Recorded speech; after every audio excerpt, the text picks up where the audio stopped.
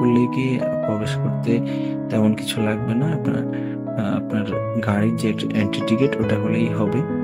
মাধবপুর লেকে এসেই আমরা দেখতে পেলাম লেকে শাপলা ফুটে আছে। পাশেই একজন বাঁশিবাদককে আমরা পেয়ে যাই, যার নাম কৃষ্ণ। অত্যন্ত চমৎকার বাঁশি বাজায় তিনি। শুনুন তার বাঁশিটা।